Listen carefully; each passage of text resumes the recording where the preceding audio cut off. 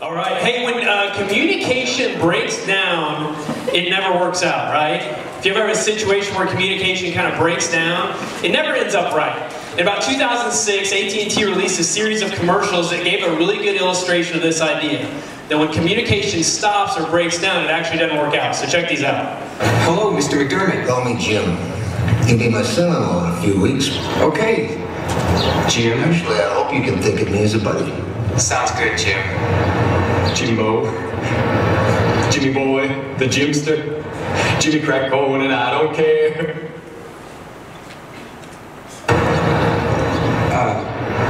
Jim? I mean, Mr. McDermott? Sir, switch to the network. So I think the meeting went really well. Great job, Abby. I wish some of our managers worked as hard as you do. Well, I guess you'll just have to promote me to manager then, huh? Oh, there's a new sheriff in town.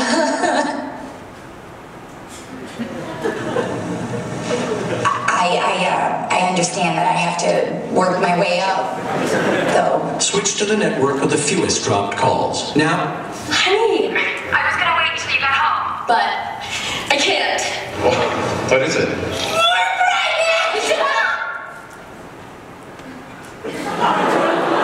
Honey?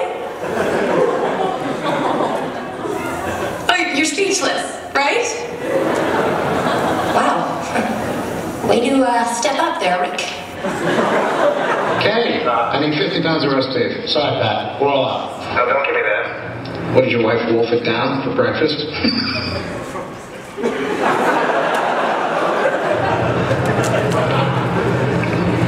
That came out wrong. Look, look at me. I mean, we probably weigh this. When communication breaks down, it never works out. And if you've been with us last week, we've been talking a little bit about, hey, our next stop in growing in our faith. And Jordan Edwards did a great job of really helping us understand even things that we're looking over these 2 weeks. Last week and this week is this idea of communication with God. Is that God really uses the Bible and His Word to communicate to us. But tonight we want to talk about our communication with Him. Specifically, our communication with the Creator. That God has allowed us one of the greatest privileges in the world, which is to communicate and actually talk about God. And so when you think about prayer, here's a couple definitions that may help us kind of get our mind around the idea of prayer. Here's kind of your typical Webster's definition, that prayer is a solemn request for help or expression of thanks addressed to God. It's kind of helping us a little bit of thinking, hey, a Godward a movement of communication for God. Samuel Chadwick, who is an author in the 1700s, said prayer is the acid test of devotion. It's another word for saying, hey, prayer is kind of the litmus test or the gold standard to say, hey, if you look at a person's life of prayer, it shows really how devoted they are. So what is prayer? Well, maybe it's a measuring stick of how devoted I am. John Stott said this, he said, prayer is the greatest force that we can yield in the universe. He was a theologian actually in the early 1900s, but he said, man, prayer is actually a tool, and it's the greatest force on the planet that we can actually wield. My favorite definition is actually Bill Bright, where he says, prayer is just simply talking to God. And I think that's one of the best definitions of this idea that it really is just simply talking and communicating to God. And really, this is the second part of a two-part series of thinking about the next stop that we have, where Jordan talked about the Word of God as Him talking to us.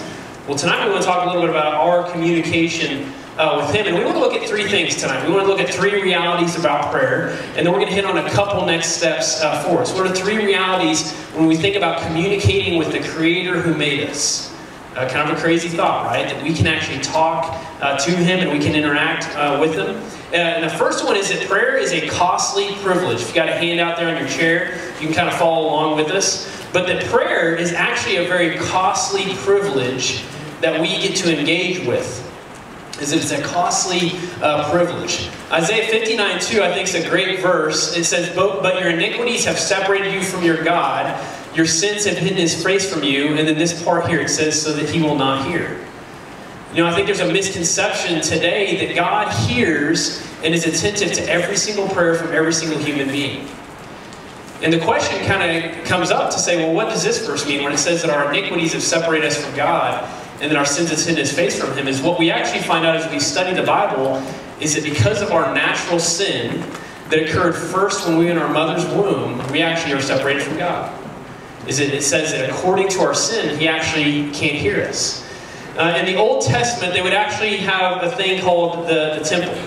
And this was before Jesus had come. This was actually in the time when Jesus was walking the earth. And it was a good representation of the relationship between God and man at that time before Jesus died on the cross. I'm going to read a commentary from a guy that talks about this concept. He says, before and during the lifetime of Jesus, the Holy Temple in Jerusalem, which is what you're seeing here is kind of a rendering of it, was the center of Jewish religious life. If you were into your faith at all, you would go here. This would be the place you would stop by. And you can see it's magnificent. And so he says the temple was the place where animal sacrifices were carried out, worship according to the law of Moses was followed faithfully. Hebrews 9 tells us that in the temple there was a veil that separated a certain room. Okay, and this was a thick veil. I'll explain it a little bit more. But what was happening is that this veil that was thick was actually the back half of the temple.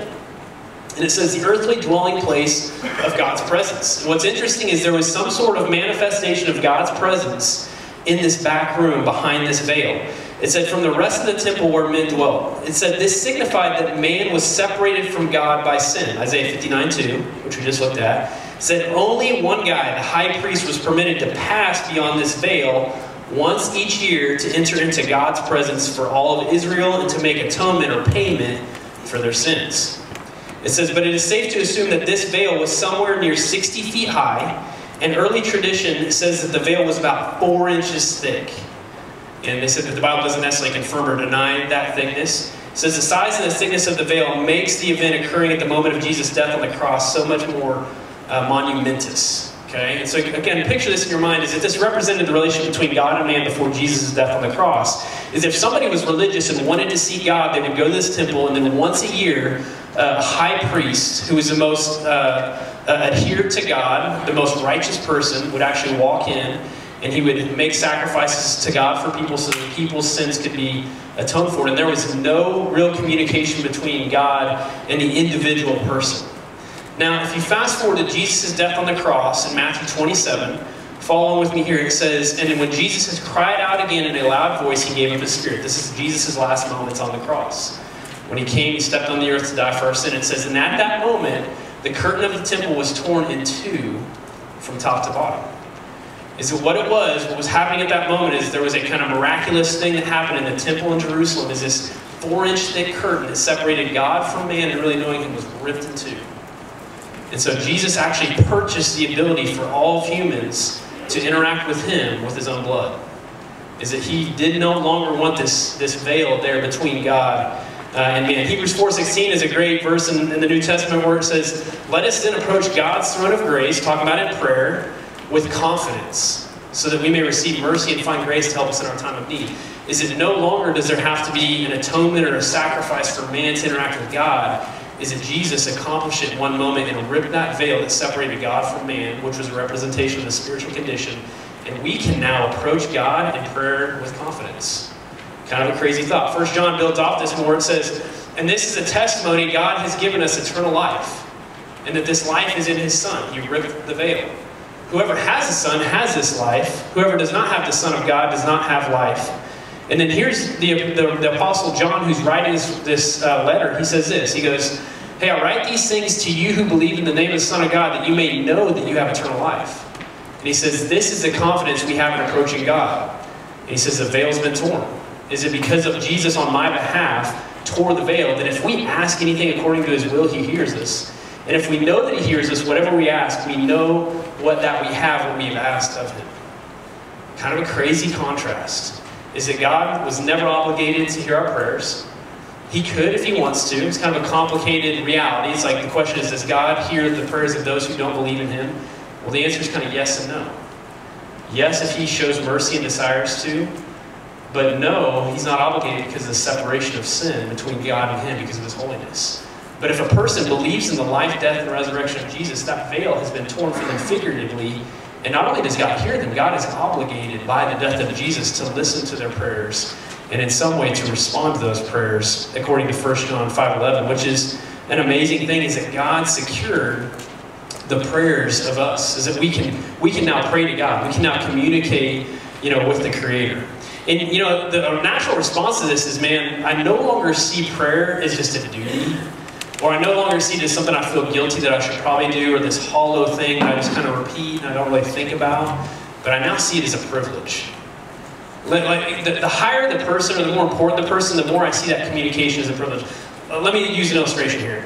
Obviously, Coach Tang is on a roll right now. I think we talked about him last week. Do you guys remember the first pep rally? If you guys are freshmen or sophomore here at Bill Snyder. Does anybody remember what Coach Tang did at that pep rally? He gave his phone number out, okay? Did anybody text him or call him, or how many, did he text and call back? Like, did he? Some people?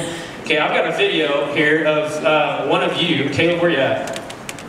Okay, so here's a video of Caleb. So Coach Tang gave me, a lot of people are like, man, this is just like a text bot or something. He's not really like, got to respond. And so Caleb actually FaceTimed him right after that he gave out his number. And you'll see on the video, Coach Tang actually answers and FaceTimes back.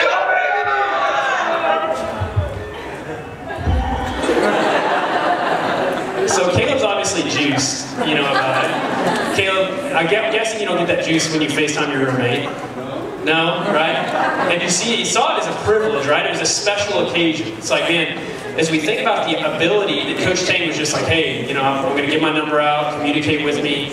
It's like on a grander scale, Jesus came to accomplish a lot on the cross. Forgiveness of sin, gives us purpose, satisfaction, gives us a mission to live for.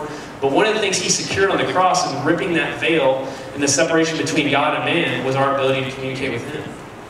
And I should see that as an absolute privilege to want to press into and to learn how to pray. It's a nice picture. Nice stop there, Caleb. Hey, the second reality that we need to understand is that prayer actually changes me. Is that prayer actually changes who I am. You guys have all probably changed a little bit since high school, I would guess. You guys have any famous high school or junior high pictures that you're ashamed to throw out there? I thought we could play a little game. I'm going to throw up some pictures, not of you guys. That would be brutal. But of some celebrities. Let's see if you can guess their high school, who it is in the high school picture, and how much they've changed. Can anybody know? Chris Pratt was pretty easy. Anybody know this was a little harder? Halle Berry. It's a little harder, right? Matthew McConaughey.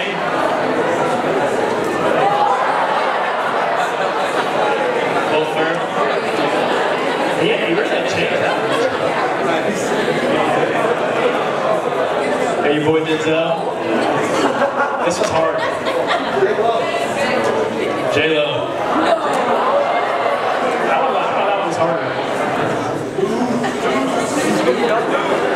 Snoop Dogg. Snoop Dogg.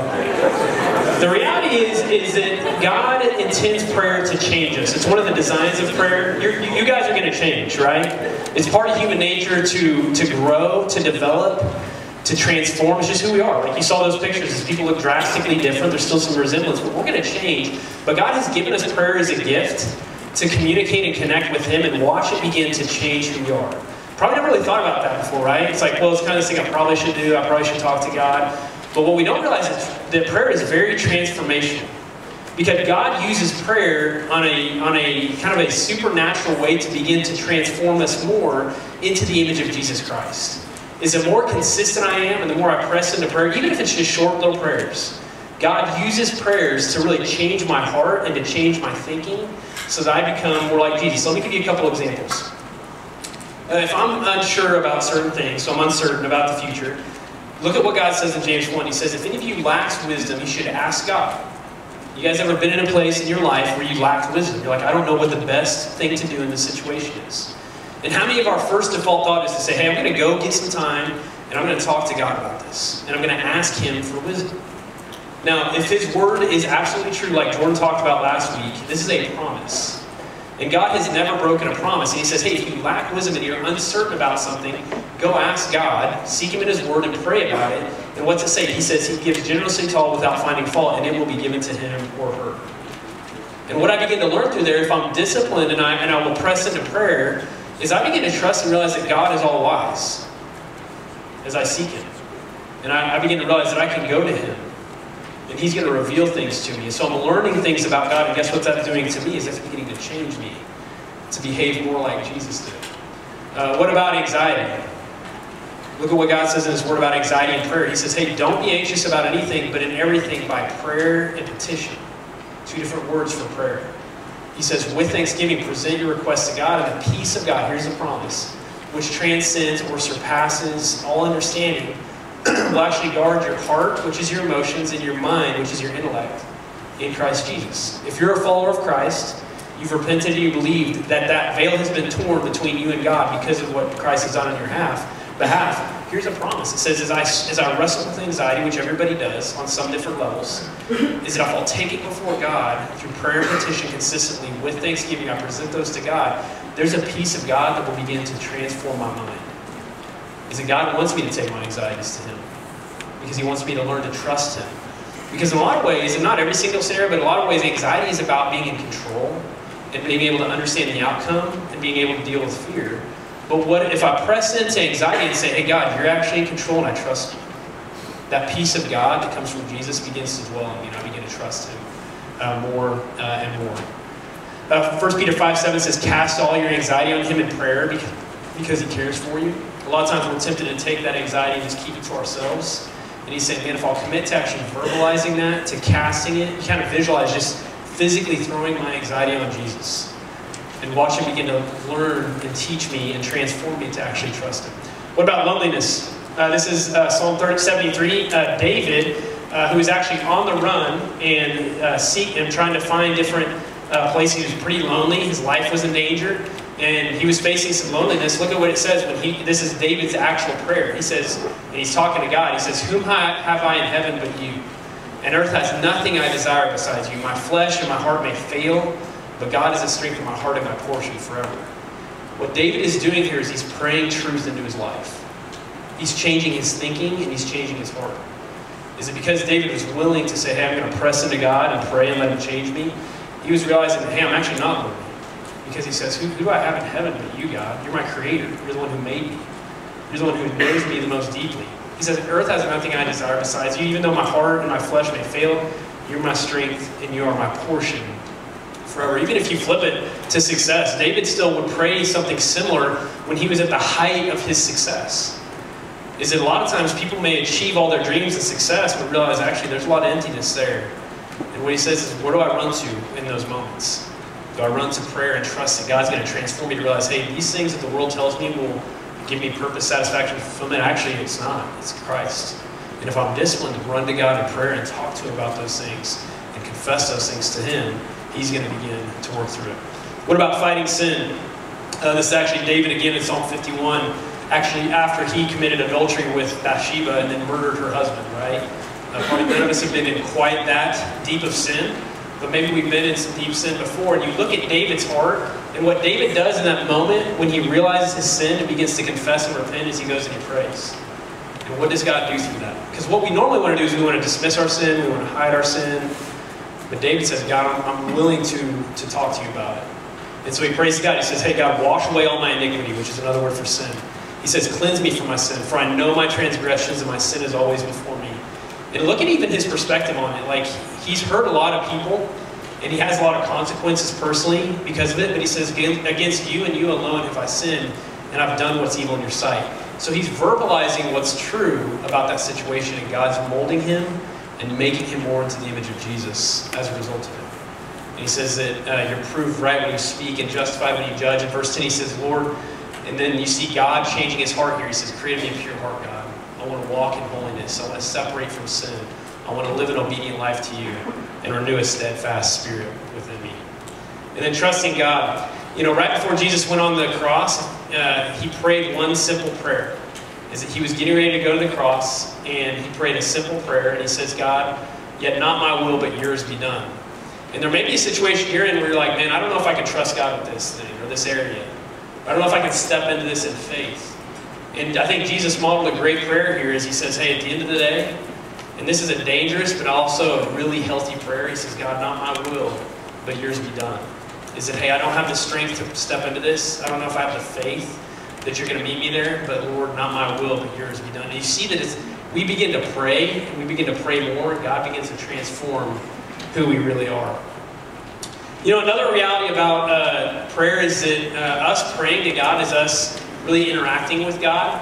And there was an article recently released, it was kind of a sociological study, but it was called the social proximity effect. And so what happens is the more consistent I am in praying, I'm actually spending time with God. It may not feel like it all the time, but the more I do it, the more I begin to really experience God's presence.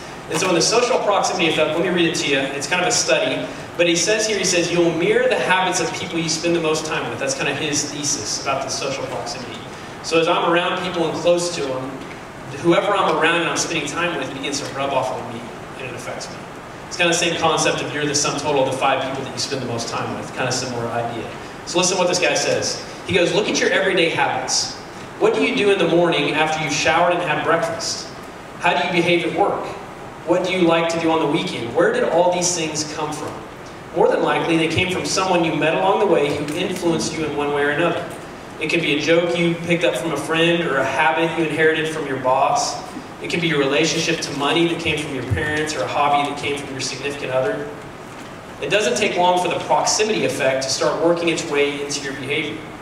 When I spent time in Mexico, the author's kind of speaking here, he said, I noticed that within a few days, I had modified my behavior to the customs of the city. I wanted to act like a local.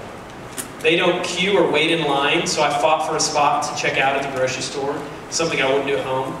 Deadlines are less important there, and I found myself being more lax with my schedule. I was supposed to check out of my room at 11 a.m., but ended up staying well into the afternoon. He said, here's an interesting one. When someone spoke in broken English to me, I mirrored that broken English back to them.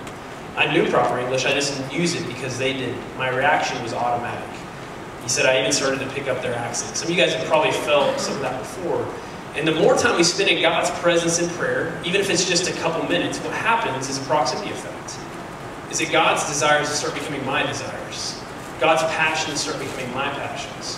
The things that upset God and break his heart begin to upset me and break my heart. The things that he loves and he pursues, I begin to love and pursue. It's kind of like my relationship with Kara. As my wife, we've been married for 8 years, and I was thinking about it today, like how of all the ways has Kara affected me with the proximity effect. Now, actually, after we eat dinner, or anytime I go out to eat, I check the bill on every line item before we leave. I never did that before we got married. I would just pay and leave. And Kara checks the bill every single time. And you know what's funny? It's probably about a dozen times I've been overcharged. I'm way more aware of germs now that I'm married to Kara. So Kara was a gifted student here at K-State. She was a pre-PT major. She took human body, chemistry, biology, and one of the things she always talks about is how many, in one of her classes in their labs, they studied how many germs were in the kitchen sink and the toilet. When I was around the toilet, the bathroom, when I was in college, it's like, I think I would wash the wash rag that I could scrub the dishes with once a year.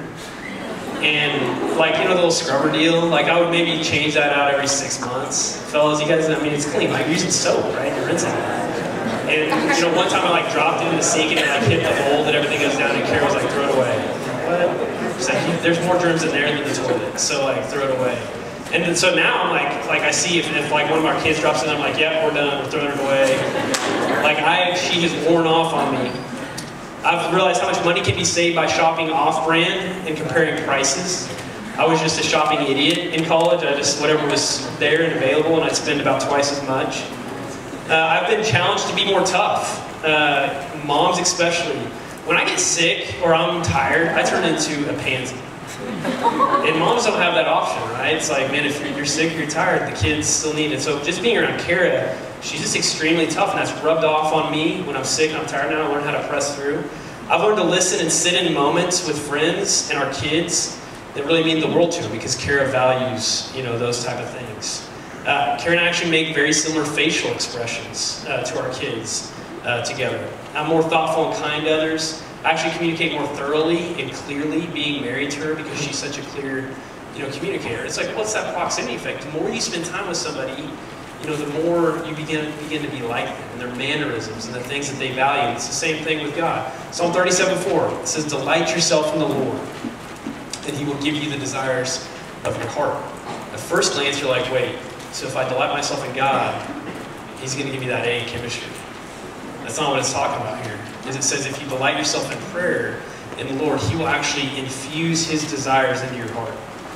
The original Hebrew here actually means he gives you your desires. Is if I'm delighting myself in God, his desires become my desires, and I really become him. I love how Ian Bounds put this. He says, prayer as a result of these things should not be regarded as a duty which must be performed, but rather as a privilege to be enjoyed, a rare delight that is always revealing some new beauty. The third reality is that prayer not only changes me more into the image of Jesus, but prayer will actually impact other people. Is that God designed my conversations with him to change me, but he actually didn't intend it to stop with me. He intended it to overflow into other people. One of my favorite stories in the Old Testament is about a prophet by the name of Elijah. The prophet's job was to tell people about God and help them return to God and really honor God. And there was the place that Elijah actually lived was extremely rebellious from God.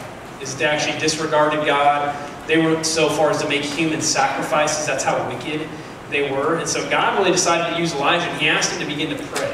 And he says, hey, I have a heart for these people, and I really want these people to begin to follow me. And so in 1 Kings 17:1, you'll notice it says, now Elijah the Tishbite, don't worry about these details. It said, he said to Ahab, who was the king of Israel at that time, he says, as the Lord the God of Israel lives, whom I serve, there will be neither dew nor rain in the next few years except at my word. Is that Elijah began to pray that no rain would actually fall in Israel, in Gilead. And if you look at the country of Gilead, this is what it looked like. It was a pretty dry, desolate place, so rain was really important. It was right by the Jordan River. And so Elijah, a normal human guy, knew that people were dishonoring God, wanted them to experience a relationship with God, began to pray consistently that it wouldn't rain. And guess what it did? It actually stopped raining. Situation number one. Situation number two with Elijah is that while he was in Gilead, they began to tell other people about this fake god named Baal. And Baal was wicked. I mentioned human sacrifices. He elevated human sacrifices, or this made up god did, and they had hundreds of these different prophets trying to help people begin to follow Baal, which actually destroyed their lives.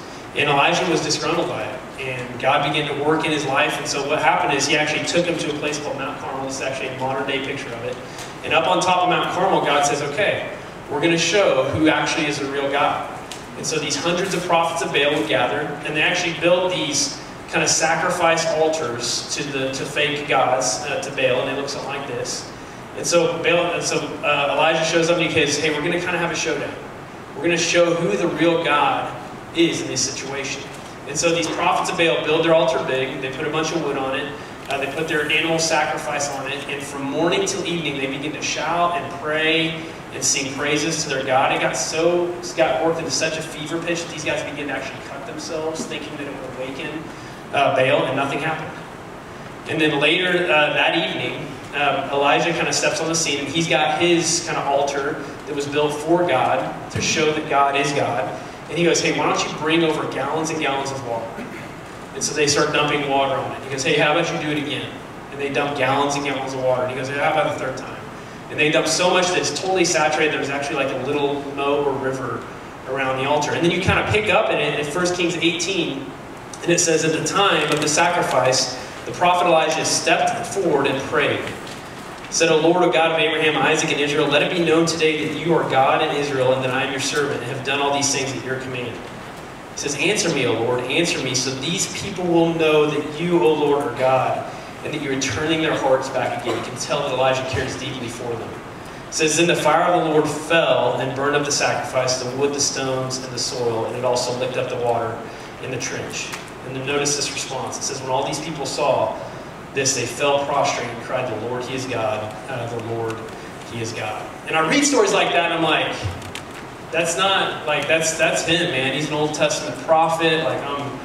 I'm just a guy in 2023 just trying to make it and cheer on the Chiefs. So that's just kind of where I'm at right now.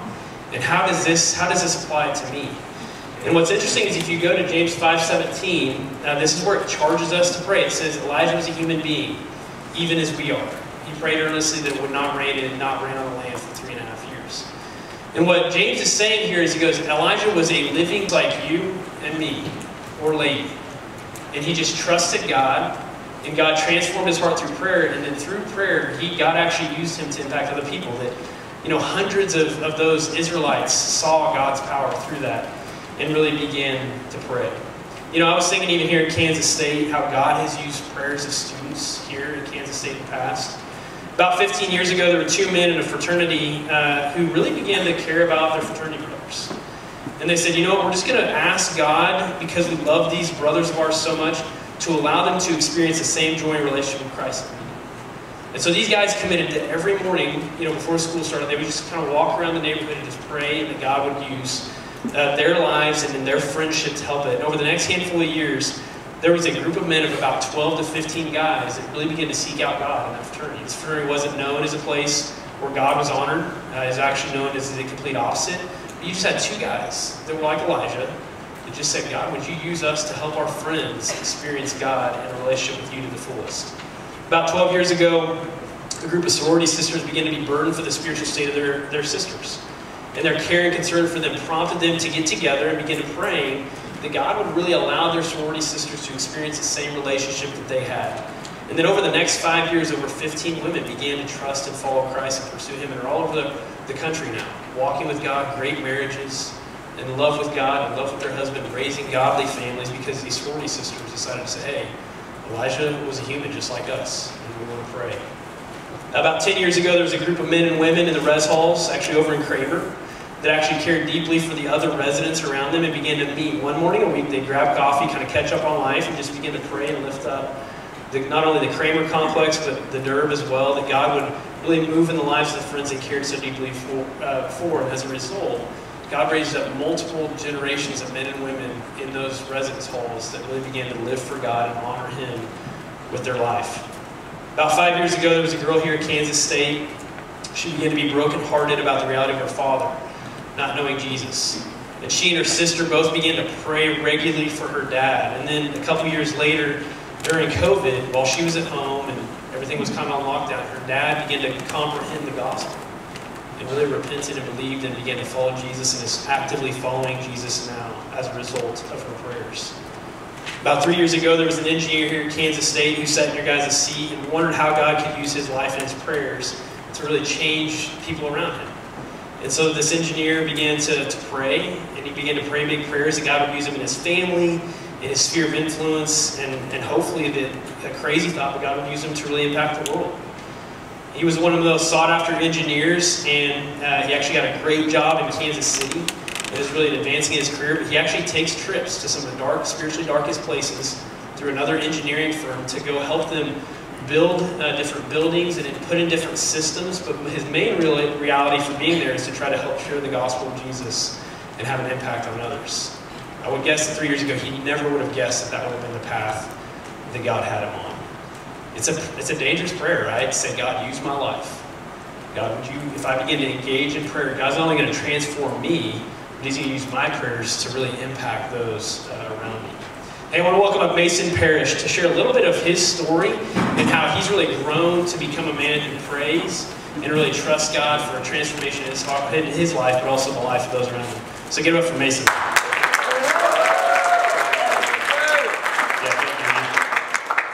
Yeah, kind of going back to my childhood, we grew up in a smaller city, but, my family, they were the dedicated Creaster family. I don't know if you know what that means, but that means Christmas, Easter, we were there. Otherwise, we were not pulling up. I really feel like because of that, I didn't really have a chance to kind of get to know who God was. And so I really didn't believe in God. I didn't believe in the way that God works. And because of that, I didn't believe that prayer worked. I just figured, hey, it's good for these people. They feel peace from praying, but that ain't for me, And that's kind of how I spent most of my life until I finally came to college. And when I got here, actually I was shared the gospel with for the first time in my life. And the guy who shared the gospel with me, his name was Corey. And this man was marked by prayer. He spent this time sharing with me. And at the time, I wasn't really about it at all. I didn't want it. And, he asked me if I'd like to accept Christ. I said no to him. Usually when you say no to somebody, they want to dash. They want to get out of there. But he asked me, he said, hey, would you hang back? I want to pray for you for like 10 minutes. At the time, it was kind of like one of those, yeah, I'll hang around. You know, like, I didn't really believe in it. At the time, I didn't really believe it worked. And so having this guy sit there and like ask to spend 10 minutes, whereas both of us in a car in a McDonald's parking lot with our eyes closed, saying words, didn't really sound like it to me. And so that's kind of how it was for a little bit, until I actually first understood the gospel and came to accept it. I accepted Christ in my life, and man, the second we did that, like Corey was gung-ho. He wanted to build me in all the essentials of my faith. And one of those is definitely prayer. And so Corey was like, you know, he's spending the next week, from the first week that I came to Christ, he was spending that week trying to build me up, like teaching me different methods, like this thing called the ACTS method, to keep my prayer structured. Like he was like, you know, telling me what it looked like pointing me to passages in the Bible to see, you know, how I could really build up my prayer life. But even then, it was kind of one of those things where, like he touched on it earlier, like some people have the thought that like, oh, this is something I have to do. Like, that's what I was thinking. I was like, okay, now I'm a Christian, like I have to pray. You know, I didn't really see it as a get to do. And unfortunately, that's how it kind of lasted for a while until I had this job one summer. This job was a grinder, okay? I mean, like physically, emotionally, mentally draining. Like I had to call on some strength that wasn't my own because I'm a bum.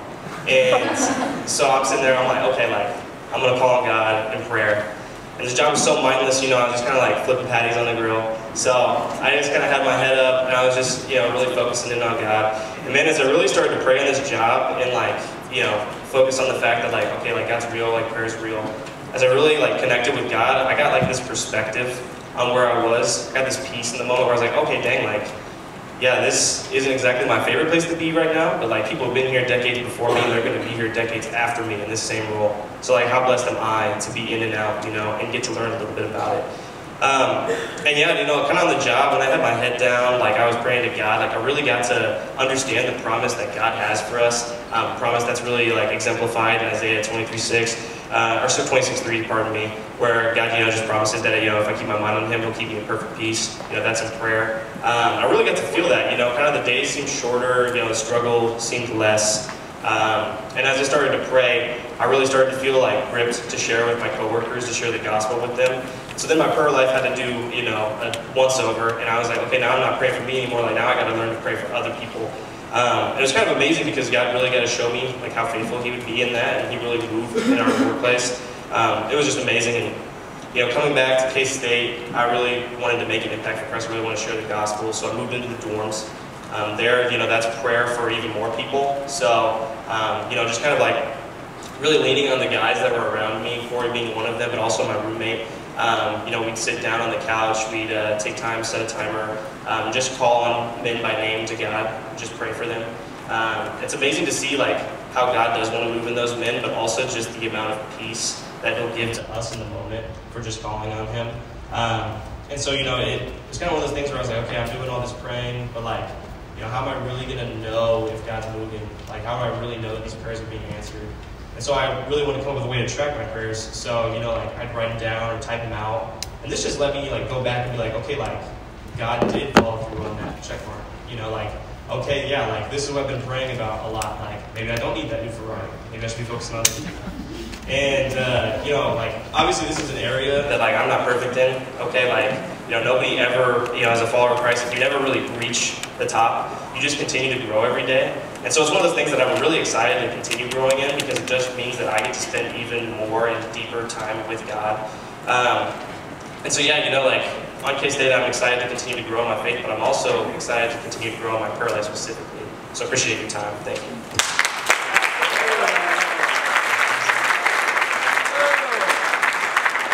Yeah, I think it's cool to see Mason's kind of progression of growing in his prayer life, even writing them out, recording, thinking through, hey, how did God answer his prayer about whatever the topic maybe that I was praying about. Let's talk about just some next steps. Hey, what's some good practical next steps? And this is kind of where we're going to close. My encouragement is just to get started. Is that if prayer is a new concept to you, maybe you have some misconceptions about prayer. You know, I think that Bill Bright quote is the best one, is that prayer is just simply talking to God. Is just, what if tonight you give it a shot? You're like, hey, okay, well, I'm just going to talk to God. There's no form. There's no formula for it. It's just you opening up your heart, communicating with God, and just get started. That's really the first step. You know, prayer is kind of like a muscle. Is the more that you work it, the stronger it gets. The less you use it, the more it atrophies. And it's the same thing. Is it just spend a couple minutes trying to pray and talk to God. tonight. The other one is like, okay, well, how do I pray? What's a good model for me to pray? Do I pray about just my grades all the time, or do I just pray about my family? And I think there's a good model that Jesus actually gives us. Some of you guys may have seen this before. If not, hopefully it'll help encourage you. It's actually Matthew 6, where Jesus talks about how he's going to teach his disciples how to pray. And this is actually going to sound really familiar. A lot of you guys probably have quoted this. A lot of you guys probably have it memorized. But what you may miss is there's actually an outline in it. So it says, here's Jesus. He says, this then is how you should pray, talking to his disciples. He says, our Father in heaven, hallowed be your name. Your kingdom come, your will be done on earth as it is in heaven. Give us today our daily bread, and forgive us our debts as we have also forgiven our debtors. And lead us not to temptation, but deliver us from the evil one. And what's crazy is it's a quick prayer. Is that Jesus was just outlining, hey, here's a few topics that would probably give a good balanced prayer life. And the way to remember it is an acronym called ACTS. A-C-T-S. And so he starts out with just adoration or just adoring who God is. So if you want to say, okay, I'm going to spend 30 seconds a day adoring who God is. So because Jesus models it, he says, our Father in heaven, hallowed be your name. We adore stuff all the time.